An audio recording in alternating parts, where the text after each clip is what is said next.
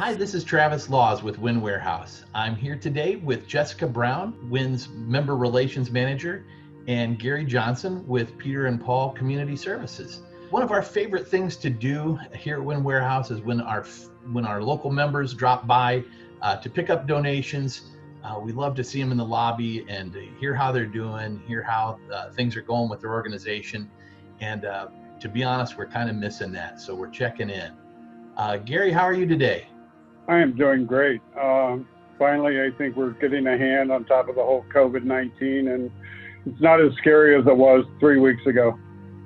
So, Gary, now that we heard that you're doing good and getting above the COVID crisis, how has your organization changed since all of this? Have you had to implement anything differently? We've implemented it's kind of taken over our lives. I probably spend 3 to 4 hours a working day just on COVID issues. We're doing temperature checks when people come in the door.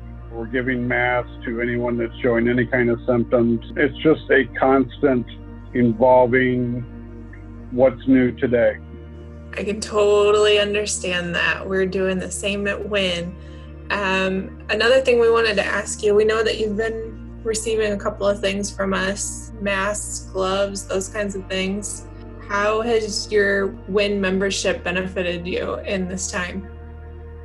I think when you called me with the offer of the mask, it was like a prayer being answered. We have so many people that are high risk. Working with the homeless, so many people have compromised immune systems from being on the streets for so many years. And we'll never know, because of your donation of the mask, how many people were actually saved because we were able to give them masks and keep them healthy. It was a blessing. We are so happy to hear that from you. Why don't you go ahead and give us just a little snippet of what Peter and Paul does, because we know and we're very fond of your mission, but we'd like to let all of our people know what you do. Peter and Paul, we run 5 different shelters. Only one is a true, what Hollywood would picture as a homeless shelter. The rest are assisted living. We serve 3 meals a day. All of our residents are working with social workers, and we like to say, rather than a handout, we're giving a hand up. We're dealing with the people who are really trying to get off the streets, and it's rewarding every day to see someone leave the program and go into permanent housing. That's our goal. Gary, I know that managing a number of clients in a congregate setting like you have in an age where social distancing is necessary has got to be challenging. Do you have any advice for any of your counterparts out there that are doing similar jobs on how to get the job done?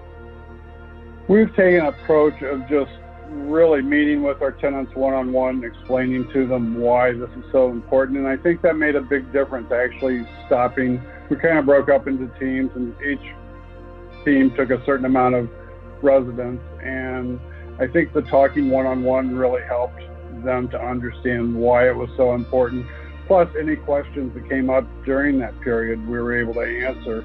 And I think that put a lot of our residents to ease. That's great advice, and we couldn't be just more proud to be a small part of all that you're doing in our community, and we're looking forward to seeing you on the other side here in the lobby.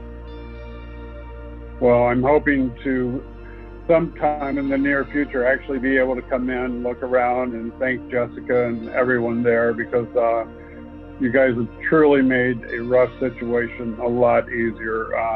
Masks at the time were hard to find, and it was just incredible to get that phone call from her. And thank everyone at Wynn for all they're doing, because literally we'll never know how many lives you guys saved just because our residents had masks on. And thank you.